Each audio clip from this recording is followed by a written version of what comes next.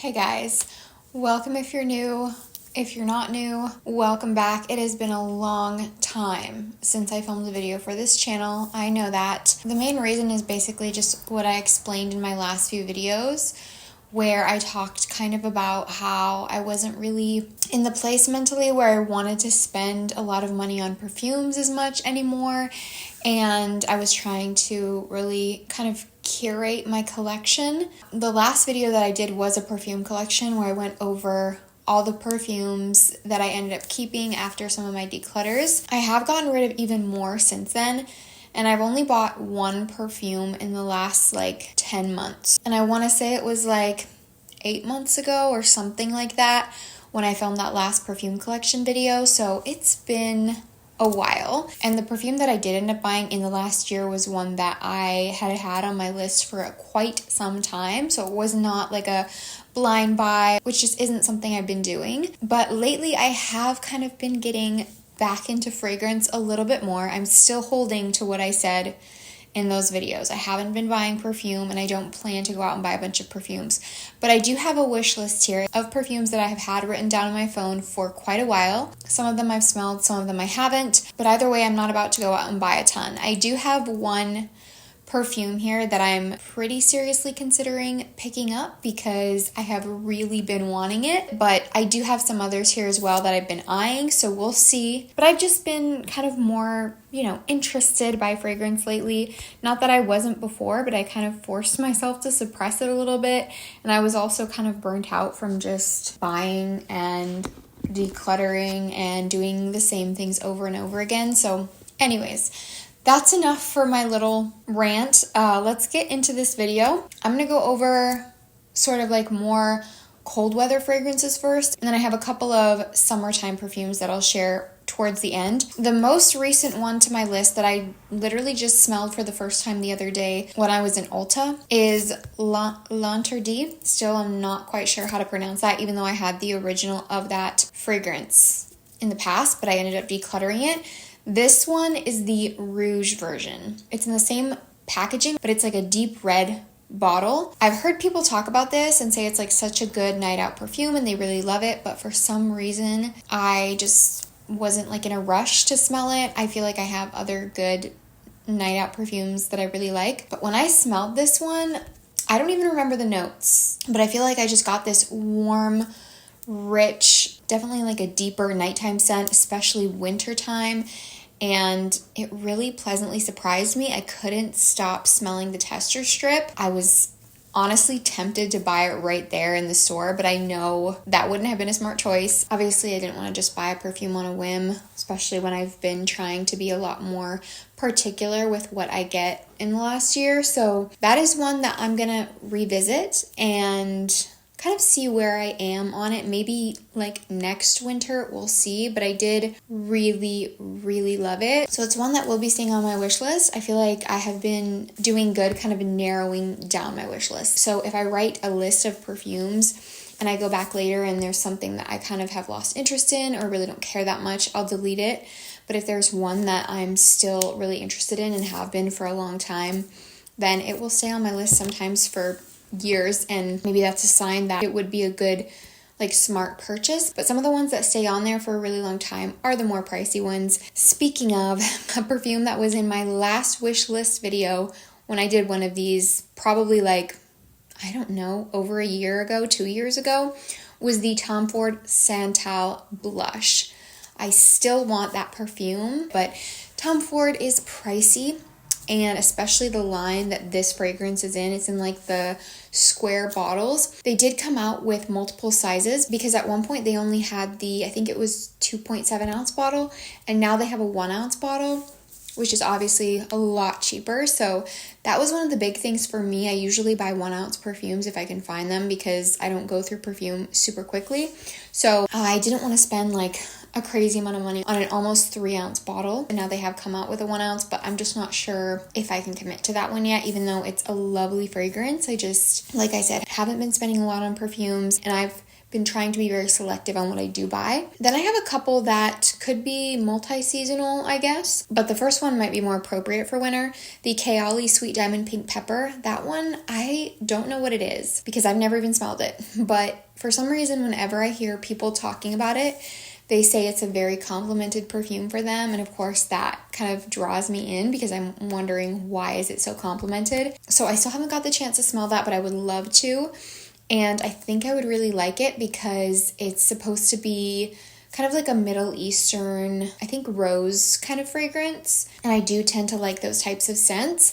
This one is supposed to be a little bit softer than some of the ones with a really strong oud base. So I think I would probably prefer this a little bit more. It would be more appropriate for wear more often, I guess. Just like more of an easy reach, which is definitely like a plus for me with perfumes because I want to be able to actually wear them, get through them.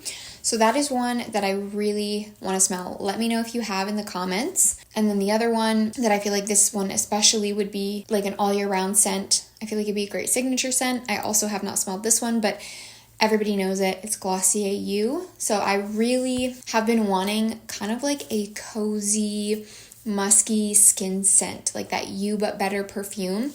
And I really want to smell the OG Glossier one that I feel like is what really got people into that type of scent to begin with, honestly. So that is one I really want to smell. But I know there's a lot of other perfumes like that out there now. I've smelled the Juliette Has a Gun Nada perfume, and that is a good one, but I really want to smell Glossier You.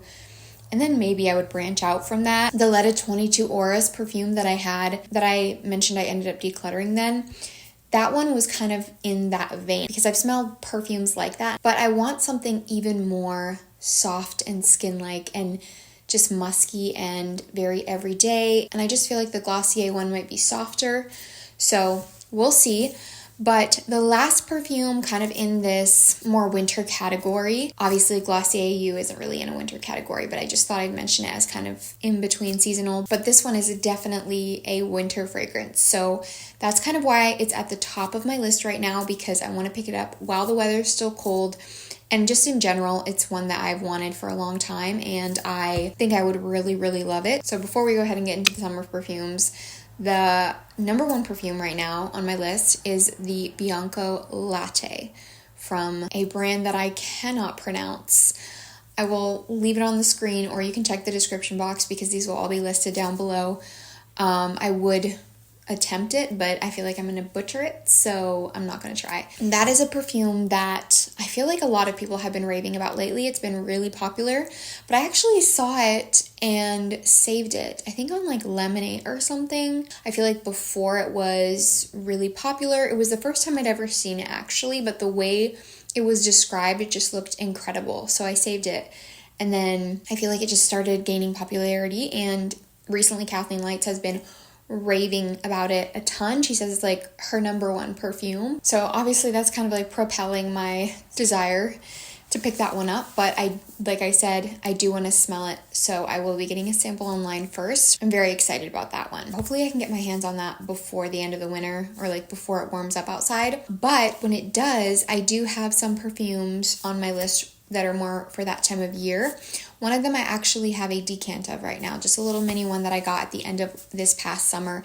And I've sprayed it once or twice, but I feel like I really need like a summer day to wear it. But when I have sprayed it, I really liked it. It's a very fruity scent, but also very strong and kind of perfumey at the same time, which is why I think it'd be great for like more special occasions kind of in the summertime. It is pretty intense and it is fruity, but it's tropical fruity, which is what I personally tend to prefer. That is one that I really, really want, but it is super, super pricey. So I don't know when I'm going to get my hands on that. I'm going to wear the decant that I have this summer and we'll see how I feel. Again, that is God of Fire. Did I say that? By Stephen Humbert Lucas. I think that's how you say that name. Another tropical fruity fragrance that is supposed to be a little bit more creamy, I guess, and maybe a little lactonic or something, is a lot more affordable, and that is LFA Yara. So this is an Arabian perfume, and it's been very popular in the last year, and it sounds delectable. I feel like a tropical, creamy, fruity perfume would be amazing. So maybe I'll get that one this summer to hold me over if I don't end up wanting to spend the money on the God of Fire one.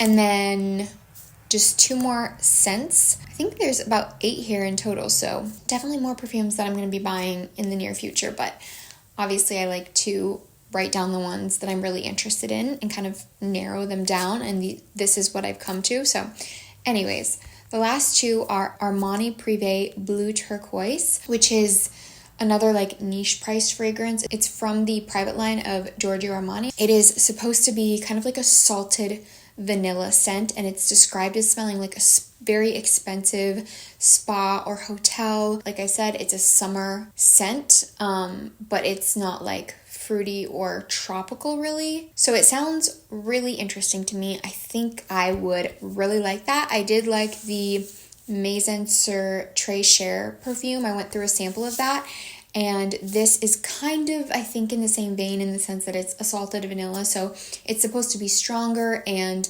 maybe a little more spicy and just a lot more intense, but I'm very curious to smell that one. The last perfume on this list is the one that has been on here probably the longest besides the Tom Ford one, and that is the Only One Intense from Dolce & Gabbana, which is a flanker to the Only One, which is a fragrance that I did have a while ago and ended up decluttering. But this one is supposed to be very different. Kind of a summertime version of Alien is what I've heard, and I feel like that sounds really good. Kind of creamy and floral, and I think I would really like that one. It's also one of the more affordable ones on the list. So that's another one that there's a pretty good chance I'll pick up this summer, but we'll see. I just wanted to share with you guys my little perfume wish list to kind of get back into filming videos over here occasionally. I had the idea recently, and I mentioned it before, but I never really took it seriously. Obviously, I stopped filming videos here, but I had mentioned that I could do like perfume reviews of fragrances, especially new fragrances, like new releases, and get samples instead of doing full-size bottles, which is just kind of intense. I rarely did new fragrance release reviews in the past because that's kind of a lot to buy a full bottle just to do a review. So I would usually just do perfume hauls of ones that I had on my list, and they weren't necessarily new ones. But I thought if I could do samples, then I could still give you guys my opinions on the scents without spending crazy amounts of money on perfume. So I actually have some samples in my cart right now online that I'm thinking I'm going to pick up and do a video on some new releases. Let me know what you think in the comments if you'd be interested in that. I know I mentioned it before and didn't do it, but I really am thinking I might do it now. I just want to do a few videos like that here and there. I might eventually do like a collective haul and share if I end up buying any of these. So definitely stay tuned for that. And subscribe if you're new. If you like perfume content, like I said, I know I don't post over here a lot, but I'd like to more often now and kind of just get back into filming over here a little more. I do have another channel that I've been focusing on. I've been doing that channel for years, so it's been more of a priority for me. I post over there about once a week right now. I was doing more often over the summer, but I've just been busier, and I've also been doing a lot more short form content over on TikTok, and I have an entire channel that I post just short form content on, so it's been a lot trying to keep up with everything. But I will have all of that stuff linked down below. All the other places where you can find content from me if you're interested. Thank you for watching, and I'll see you the next time. Bye.